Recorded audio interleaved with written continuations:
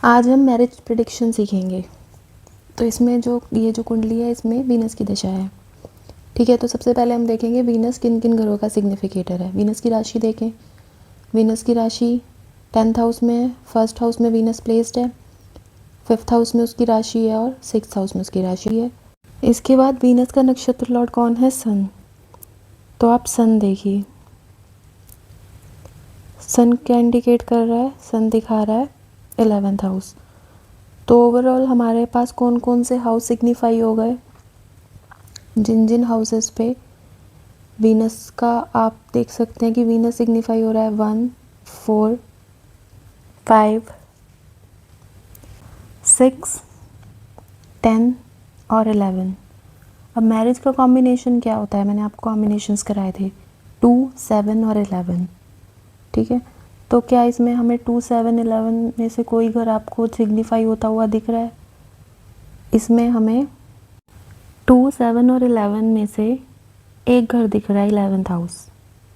यानी अगर हम मैरिज का कॉम्बिनेशन देखें 2, 7 और 11, तो ये कंडीशन फुलफिल हो रही है। यानी जो वीनस की महादशा है, एमडी है, उसमें हमें मैरिज का प्रॉमिस नज़र आ रहा है। ठीक है, ये पहला नियम हुआ। अब आपने एमडी देख ली, अब इसको हम वेरीफाई कैसे करेंगे कि ये प्रॉमिस फ्रक्टिफाई होगा या नहीं। अब हम इसके बाद देखेंगे वीनस का सब लॉर्ड कौन है। जब भी आप कोई महादशा लॉक करेंगे किसी भी इवेंट के लिए, पहले आप उसकी महादशा प्लैनेट की स्क्रिप्ट बनाएंगे, देन आप महादशा प्लैनेट जो है उसका सब लॉर्ड देखेंगे। ठीक है, तो हमें ये 2 स्टेप्स में करना है। सबसे पहले हमें क्या करना है? जिस भी ग्रह की आप महादशा डिकोड कर रहे हैं वो लिखना है, जैसे इसमें वीनस। उसके बाद सब लॉर्ड लिखना है उस प्लैनेट का, सब लॉर्ड ऑफ महादशा लॉर्ड। ठीक है, तो इसमें सब लॉर्ड कौन है?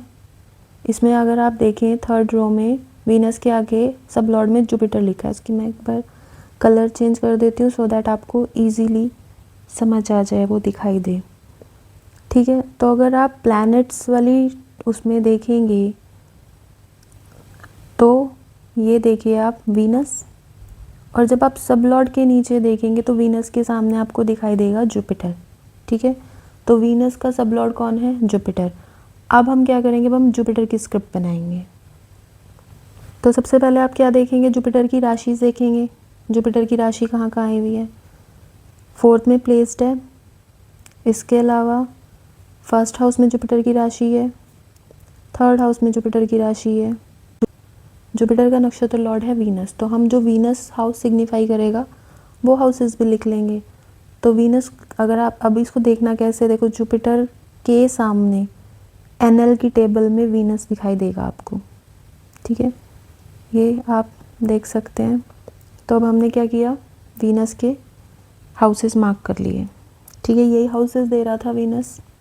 ऐसा क्यों किया हमने? क्योंकि अगर आप देखेंगे तो ये 4th लेवल का प्लैनेट है वीनस। वीनस के नक्षत्र में कौन आएगा? जुपिटर। तो ये हाउसेस अपने आप सिग्निफाई हो गए।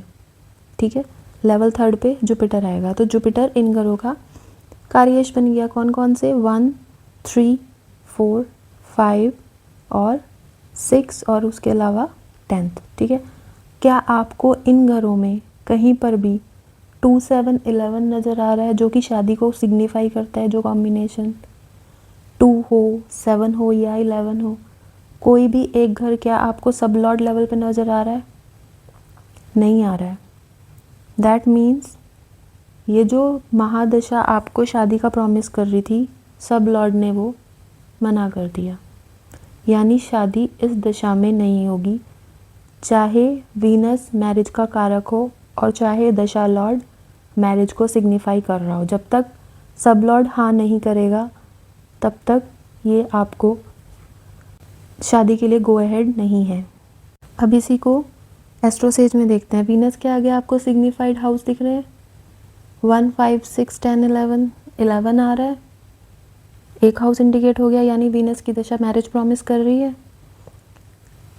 ठीक है, ये मैं आपको ऐप से बता रही हूँ। पहले मैंने मैन्युअली किया, अब मैं आपको जो ऐप में दिखाई देगा वो बता रही हूँ। इसके बाद हमने क्या किया था?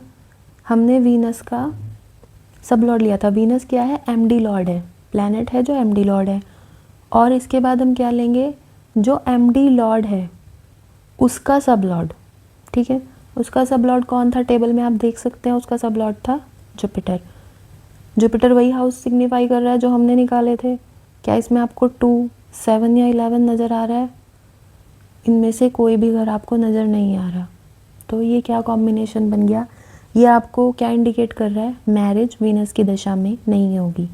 आपको ये क्यों दिखाया कि अगर आपको मैनुअली नहीं करना है आप एस्ट्रोसेज में कर सकते हैं, लेकिन इसमें भी एक क्लॉज है, वो हम आगे देखते हैं कि एस्ट्रोसेज सही बताता है पर किस हद तक। अब हम ये एस्ट्रोसेज में देखते हैं जो मैंने आपको अब तक कराया है, आपने ये कैसे करना है। ये वही कुंडली है जिस पे हमने अभी प्रैक्टिस की थी, जो मैंने आपको भी मैनुअली कराई है, आप देख सकते हैं, ठीक है। आप सबसे पहले एस्ट्रोसेज में ऐसे जो है सारी डिटेल्स फिल करेंगे। आपके सामने ऐसे कुंडली आएगी, इसमें आप केपी पे क्लिक करेंगे, आपके पास केपी चार्ट आ जाएगा, ठीक है। वही चार्ट है जिस पे हमने अभी काम किया था। जैसे ही आप केपी चार्ट में सबसे पहले आपने दशा देखनी है। जब आपके पास क्वेश्चन आया है, ये क्वेश्चन, ये जो कुंडली थी इसमें वीनस की दशा का क्वेश्चन था, तो हमने वापस केपी चार्ट खोल लिया, हमने इतना देखा। अब हम कहाँ आ गए, अब हम हाउस और सिग्निफिकेटर्स वाले टेबल में आ गए। अब हम देखेंगे वीनस कौन कौन से हाउसेस सिग्निफाई कर रहा है। वीनस फर्स्ट कर रहा है, 5th कर रहा है, 6th कर रहा है, इसके अलावा 11th कर रहा है, ठीक है। तो हमें 11th हाउस नज़र आ गया, तो हमने कहा कि ओके शादी हो जाएगी, क्योंकि 2, 7, 11 में वीनस हमें नज़र आ गया। अब हम वापस गए, अब हमने देखा वीनस का सब लॉर्ड कौन है। वीनस का सब लॉर्ड है जुपिटर। ये सब लॉर्ड क्या है, सब लॉर्ड में नीचे जाएंगे आपको वीनस के सामने जुपिटर नज़र आ रहा है। हम वापस गए हाउस वाली टेबल पर। अब हम देखेंगे वीनस जुपिटर कौन कौन से घर में है। जुपिटर 3rd में है, 4th में है, 5th में है, 6th में है, 10th में है, ठीक है। या आप ऐसे भी देख सकते हैं कि क्या पर्टिकुलर कॉम्बिनेशन में 2, 7, 11 की रो में आपको कहीं जुपिटर दिख रहा है, नहीं दिख रहा है। दैट मीन्स जुपिटर जो है मैरिज का कॉम्बिनेशन, मैरिज के हाउसेस सिग्निफाई नहीं कर रहा और मैरिज नहीं होगी, ये इतना सिंपल है, ठीक है। यहाँ तक आई होप आपको दशा डिकोड करनी आ गई है। अब हम जानेंगे, मेरे पास एक क्वेश्चन आया था कि कौन सा ऐप सही बताता है। अब देखते हैं, हमने अभी इस ऐप से एस्ट्रोसेज से वीनस की दशा डिकोड की, बट मान लीजिए वीनस का जो है नक्षत्र लॉर्ड सन ना होकर वीनस होता, तो केपी के अकॉर्डिंग जब कोई प्लैनेट अपने ही नक्षत्र में होता है तो उसके नक्षत्र को नहीं लेते, उसके सब लॉर्ड को नक्षत्र लॉर्ड मान लेते हैं। तो होता क्या, अगर वीनस का नक्षत्र लॉर्ड सन ना होता, जुपिटर लेते हम, ठीक है। अगर वीनस की नक्षत्र में होता और हम जुपिटर को नक्षत्र लॉर्ड ले लेते तो 11th हाउस सिग्निफाई ना होता जुपिटर पे, ठीक है, क्योंकि जुपिटर 11th हाउस सिग्निफाई नहीं कर रहा है, सन 11th हाउस सिग्निफाई कर रहा है, ठीक है। तो ये स्क्रिप्ट चेंज हो जाती, ये एमडी लॉर्ड जो है वीनस लेवल पे भी, यानी एमडी लॉर्ड ये सिग्निफाई 2, 7, 11 ना करता, क्योंकि 11th हाउस सन की वजह से सिग्निफाई हो रहा था। फिर क्या होता है, यहाँ पर वही नंबर्स आते हैं आपके पास जो जुपिटर ने दिखाए थे, ठीक है। तो नियम क्या कहता है कि जब कोई प्लैनेट अपने ही नक्षत्र में हो तो हम उसके सब लॉर्ड को नक्षत्र लॉर्ड लेते हैं और सब लॉर्ड को सब लॉर्ड ले लेते हैं, यानी उसको एक प्लेस शिफ्ट कर देते हैं। तो ये आपको अगर आता है तो आप क्या करेंगे, एस्ट्रोसेज में भी आप सही प्रेडिक्शन कर लेंगे, ठीक है। लेकिन अगर आपको ये रूल नहीं पता तो आप क्या करेंगे, वही जो हाउसेस एस्ट्रोसेज में सिग्निफाई होंगे, ऐसी कुंडलियाँ आएंगी आपके पास, आप उसी स्क्रिप्ट को सच मानेंगे और प्रेडिक्शन गलत हो जाएगी। तो ऐप गलत नहीं होते, प्रैक्टिस से आप किसी भी ऐप से प्रेडिक्ट कर सकते हैं।